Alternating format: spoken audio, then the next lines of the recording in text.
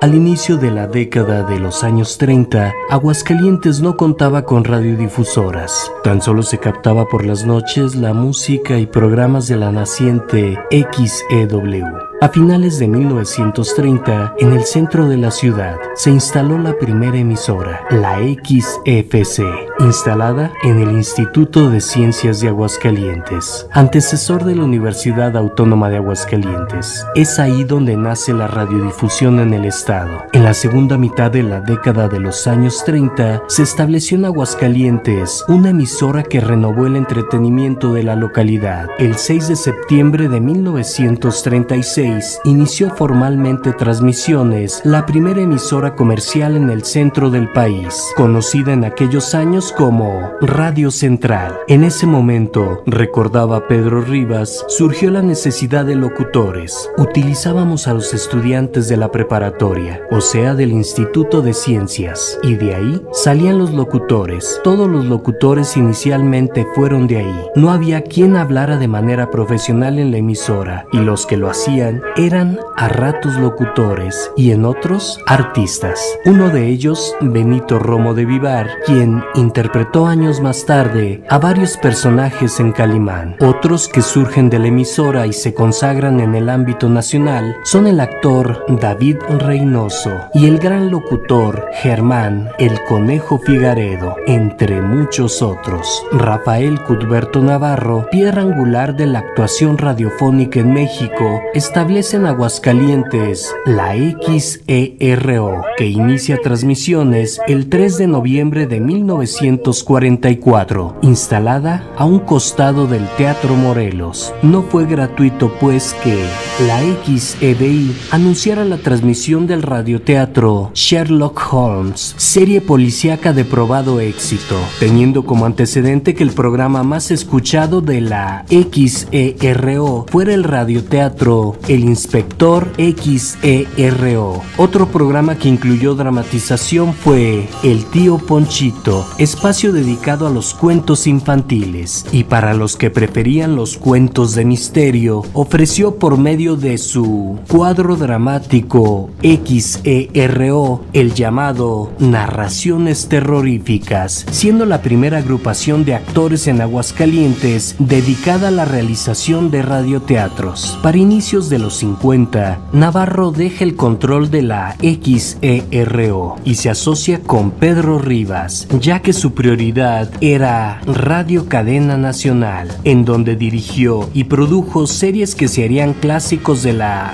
radiodifusión mexicana, entre otros El Inmortal Calimán. El 12 de octubre de 1973 nace XENM, Radio Casa de la Cultura, usando la experiencia y el conocimiento teatral de maestros como Jorge Galván y de actores de la naciente Casa de la Cultura. Y poco después, Rafael Juárez presenta El Gallo. A partir de entonces, la actuación forma parte, aunque de manera discreta, de las producciones de la radio local. Con la instalación de Radio Universidad en 1978, surgen nuevos espacios para la experimentación. Se produjeron dramatizaciones unitarias y algunos cuentos escritos por Gustavo Lares Villalpando, como Un Inesperado Visitante, de 1980. Poco después surge el Grupo Universitario de Teatro, dirigidos por los hermanos Víctor y Jorge Domínguez, quienes realizaron varios musicales y además en la década de los 80 incursionaron en la producción radiofónica. A finales de esa década, bajo la supervisión de José Dávila, se retoman programas tanto de Radio Casa de la Cultura como El Gallo y de la propia radio universitaria, como Puro Cuento, de Ángel Mejía y Claudia Ramírez, y las leyendas dramatizadas por Víctor Mesa para el CONAPE, y que posteriormente darían vida al programa Leyendas. A mediados de la década de los 90 se produce la radionovela Aguascalientes, 1870 y tantos,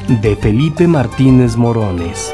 gracias a la inspiración del programa radiofónico El Teatro en México, conducido desde la capital del país por la ahora directora de producción y planeación en Radio Educación, Hilda Saray Gómez González, surge en 2002 a iniciativa presentada por Julieta Orduña y Clara Martínez a José Dávila, entonces director de Radio Universidad, realizar un programa radiofónico semanal para difundir el quehacer teatral de Aguascalientes. De esta manera, el 9 de abril de 2002 se transmitió a través de la frecuencia 1370 de amplitud modulada la primera emisión del programa denominado A Escena, una revista cultural dedicada enteramente al teatro hidrocálido, sus creativos y promotores culturales. Posteriormente, en junio de 2006, Radio Universidad cambió a la frecuencia modulada en 94.5, lo que abrió una mejor posibilidad de llegar a más radioescuchas. Incluso, A Escena comenzó a transmitirse por internet, continuando sus transmisiones semanales con 1 hora de duración. A partir de entonces, el cuadrante radiofónico no solo difunde la actividad teatral, sino que empieza a abordar algunos otros temas de corte cultural, como la ópera, el cine, la danza y literatura, por mencionar algunos en los que la comunidad cultural de Aguascalientes tiene un espacio para difundir y dar fe de sus trabajos. A lo largo de estos 12 años de transmisión ininterrumpida, A Escena no solo se ha enriquecido en contenidos, sino que por sus filas han pasado alrededor de 20 profesionales de la cultura local y nacional, quienes han participado como reporteros, periodistas e investigadores, para seguirle dando solidez a tan preciado proyecto, que no solo se escucha, sino que también está en internet, en la página www.aescenateatro.net